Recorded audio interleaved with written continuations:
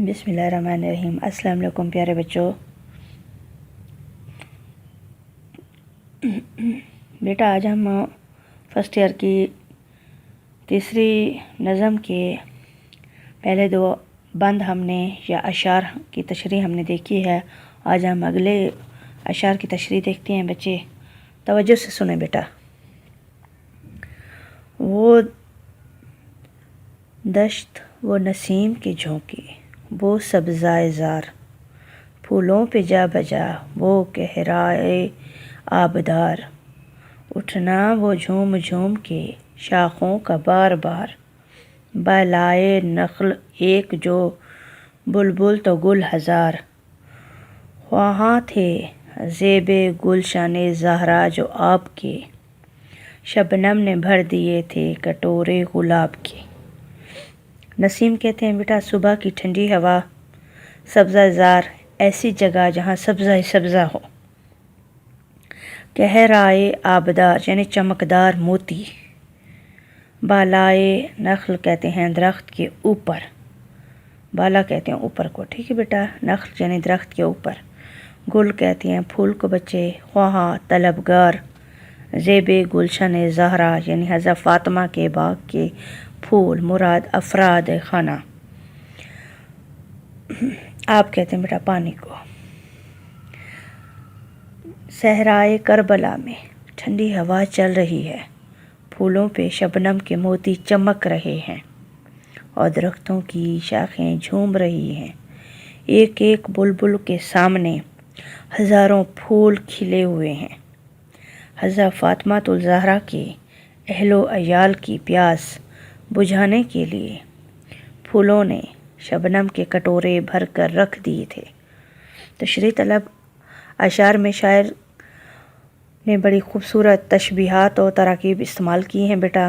صحرا میں نسیم صبح کے جھونکے ہیں، صبح کی ٹھنڈی ہوا کے جھونکے ہیں، اور سبزہ زار کا دلکش منظر ہے، یعنی ہر طرف سبزہ ہی سبزہ ہے، ہری ہری گھاس ہے، پھولوں پر اور کہیں پھول کی پتیوں پر شبنم کے قطرے اپنی بہار دکھا رہے ہیں۔ ان خوش منظر درختوں کی لچکدار شاخیں بار بار جھوم رہی ہیں۔ درختوں کی شاخیں جب جھومتی ہیں تو یوں لگتا ہے جیسے ٹھنڈی ٹھنڈی ہوا چل رہی ہو۔ درخت پھولوں سے لدے ہوئے ہیں، ایک بلبل درخت پر بیٹھا نغمہ سرا ہے اور اس کے سامنے ہزاروں پھول کھلے ہوئے ہیں۔ میدان کربلا میں حضرت فاطمہ الزہرا کے اہل خانہ شدت پیاس سے پانی کے طلبگار تھے۔ اس طلب کو پورا کرنے کے لیے قدرت نے کیسا عمدہ انتظام کیا کہ گلاب کے پھول جو کٹوروں کی مانند تھے شبنم کے موتیوں سے بھر دیے۔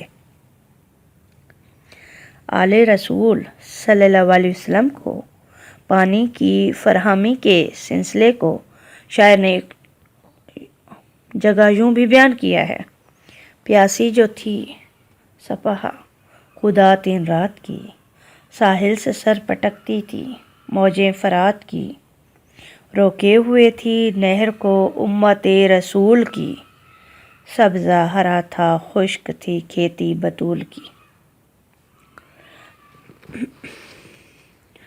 اب بیٹا اگلا بند دیکھیں۔ وہ کمریوں کا چار طرف سرو کے ہجوم، کوکو کا شور نالہ حق سرا کی دھوم، سبحان ربنا کی صدا تھی علی العموم، جاری تھے وہ جو ان کی عبادت کے تھے رسوم، کچھ گل فقط نہ کرتے تھے رب اعلیٰ کی مدح، ہر خار کو بھی نوکے زباں تھی خدا کی مدح۔ ہجوم کہتے ہیں بیٹا اکٹھا ہونا، اکٹھ ان کا۔ حق سرو کہتے ہیں بیٹا اللہ تعالیٰ کی ذات کو کوئی راز یا بھید سمجھا جائے، اللہ تعالیٰ کے واقعی اللہ تعالیٰ اس دنیا میں موجود ہیں۔ سبحان ربنا یعنی پاک ہے ہمارا رب، علی العموم یعنی عام طور پر عموماً، رسوم یعنی رسمیں، مدح کہتے ہیں بیٹا تعریف کو، خار کانٹا، نو کے زباں ہونا یعنی اچھی طرح یاد ہونا۔ میدان کربلا میں، صحرائے کربلا میں صبح طلوع ہوئی، صبح کا منظر ہوا تو قمریاں اللہ تعالیٰ کی حمد و ثنا میں مصروف ہو گئیں۔ پھر سے ہر طرف اللہ تعالیٰ کی پاکیزگی اور پاکی بیان کرنے لگیں۔ پھول اور کانٹے بھی اپنے اپنے انداز میں عبادت میں مصروف ہو گئے۔ اس تشریح طلب شاعر میں یہی کہہ رہے ہیں، میر انیس نے ہمیں تصویر کاری میر انیس کے فن کا ایک اہم پہلو ہے۔ صبح کا خوبصورت منظر ہے جس میں پرندوں کی ثنا خوانی جاری ہے، خاص طور پر قمریوں نے سرو کے چاروں طرف ہجوم کر رکھا ہے۔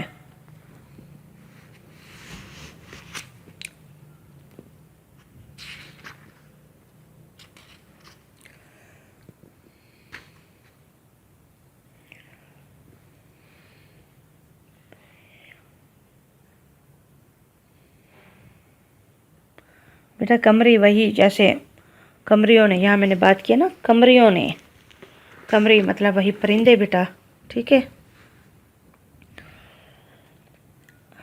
بیٹا، مطلب خوش آواز پرندوں نے ثنا خوانی جاری کی ہوئی ہے، خاص طور پر قمریوں نے یعنی پرندوں نے سرو کے چاروں طرف ہجوم کر رکھا ہے اور کوکو کی آواز سے اپنے رنگ میں اللہ تعالیٰ کی حمد و ثنا بیان کر رہے ہیں۔ ہر طرف سبحانہ ربنا، پاک ہے ہمارا رب کی صدائیں آ رہی ہیں، آوازیں آ رہی ہیں۔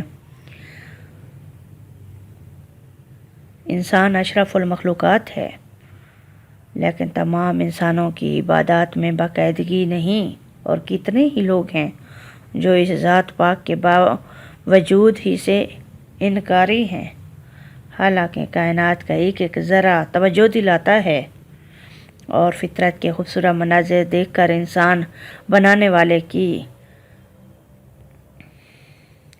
بے ساختاد پر مجبور ہے۔ اپنے اپنے رنگ میں چمن کی ہر مخلوق عبادات میں مصروف ہے۔ پھولوں کی زبان پر بھی اللہ تعالیٰ کی صدائیں ہیں، صرف پھول ہی نہیں کانٹے بھی اللہ تعالیٰ کی حمد و ثنا بیان کر رہے ہیں۔ اور کانٹوں کو اللہ تعالیٰ کی مدح کے لیے استعمال ہونے والے مختلف کلمات بہت اچھی طرح یاد تھے، ان کے نوکے زباں تھے، یعنی ان کو اچھی طرح ان کی زباں پر تھے، ان کو اچھی طرح یاد تھے اللہ تعالیٰ کی تعریف کے، اللہ تعالیٰ کی مدح کے کلمات۔ ٹھیک ہے بیٹا،